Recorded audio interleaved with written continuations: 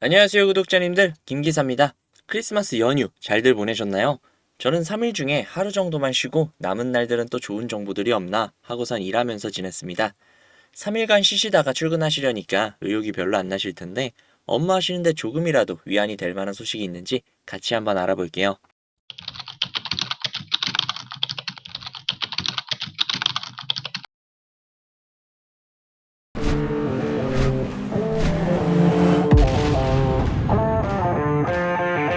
크리스마스에 비트코인 가격이 소폭 하락했죠. 오히려 전문가들의 입장에서는 더욱더 매력적이라고 평가를 했다는데요. 추가로 비트코인 ETF 조기 승인 가능성을 언급을 했습니다. 로이터 통신은 25일 공개 문건과 비트코인 현물 ETF 심사 과정 상황을 잘 알고 있는 두 명의 소식통을 통해서 SEC가 비트코인 ETF 신청서 수정 마감일을 12월 29일로 지정했다는 소식을 보도했는데요. 이 신청서로 1차 심사를 진행을 한다고 합니다. 이제 진짜 현물 ETF 시대가 머지않은 것 같네요. 흥미로운 소식이 있었죠. 현재 리플의 CEO 브래드 갈링하우스의 딥페이크 스캠 영상이 확산이 되고 있다고 하는데요. 영상 속 가짜 리플 CEO는 이벤트를 설명하며 특정 지갑으로 자산을 보낼 것을 요구하고 있다고 합니다.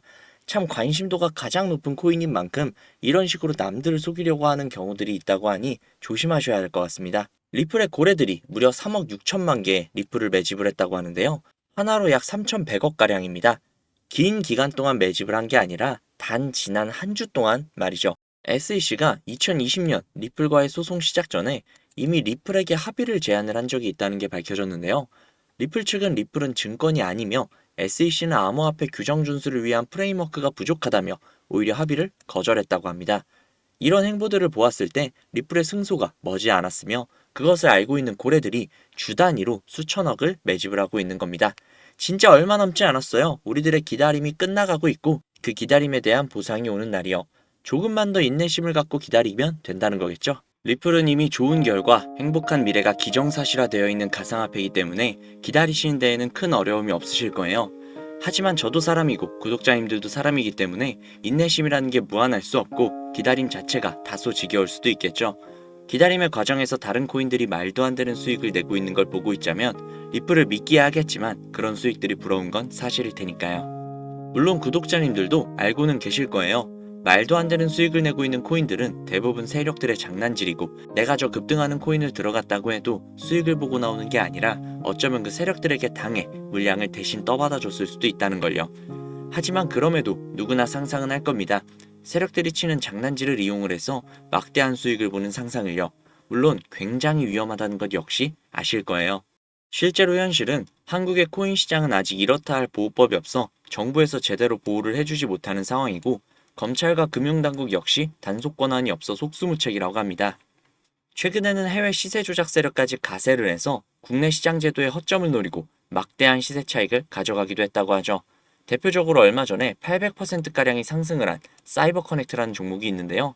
실제로 시세 조작 세력이 계정 수십 개를 이용을 해서 코인을 자기들끼리 사고 파는 자전 거래가 일어난다고 합니다. 그렇게 세력을 이용해서 수익을 본다라는 건 현실적으로는 불가능에 가까운 일인데요. 하지만 제가 누구겠습니까? 구독자님들의 영원한 코인 동반자, 구독자님들의 코인 안전운행을 책임질 김 기사가 아니겠습니까? 제가 정말 많은 시간과 노력을 쏟아 국내에서 비밀리에 활동 중인 조직을 알게 되었습니다. 그 조직이 현재 운영 중인 텔레그램 방인데요. 탑시크릿이라는 방입니다. 안내 문구를 한번 먼저 확인을 해보자면 100% 회원제로만 진행이 되고 있고 해외 계좌는 반드시 가지고 있어야만 하며 유추 시에는 평생 블랙이 된다고 하네요. 제가 이 텔레그램 방에 들어오기에 굉장히 많은 시간과 노력을 쏟았지만 그럼에도 불구하고 저는 이 텔레그램 방에서 블랙이 될 각오를 하고 구독자님들에게 해당 내용을 공유해 드리는 겁니다. 그러니까 반드시 수익 가져가시면 좋겠네요. 일단 어떤 식으로 운영이 되고 있는지 같이 한번 봐볼게요. 제가 차트랑 비교해 가면서 보시라고 일부러 텔레그램 방의 내용을 캡처해 왔는데요. 제가 볼 수 있는 내용은 6월 21일부터였고 이날 스토리지라는 종목이 나와 있었습니다. 이쯤에서 매집을 진행을 했고 이쯤에서 개미 꼬시는 구간, 이 꼭대기에서 2배가량의 수익을 보고 정리를 했네요. 이 다음 종목은요. 7월 8일에 공유가 된 스톰엑스라는 종목인데요.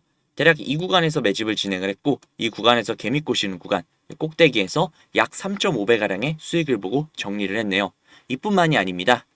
8월 19일에 공유가 된 사이버 커넥트라는 종목인데요. 이 종목 낯이 있죠? 아까 기사에서 800% 이상의 수익을 가져갔다는 종목인데요. 탑시크릿에서 진행을 했던 종목이었습니다. 이 구간에서 매집을 진행을 했고 이 구간에서 개미 꼬시는 구간, 꼭대기에서 800%가량의 수익을 보고 정리를 했네요. 이게 다가 아니었습니다. 앞서 보여드린 스토리지, 스토맥스, 사이버 커넥트 이외에도 9월 1일에 공유가 된 하이파이, 9월 14일에 공유가 된 룸 네트워크, 10월 20일에 공유가 된 아크코인, 11월 5일에 공유가 된 시빅, 그리고 11월 14일에 공유가 된 블럭까지. 텔레그램 방에서 나온 코인들이 적게는 2배에서 많게는 7배까지 상승한 걸 볼 수 있죠. 정말 어마어마하지 않습니까?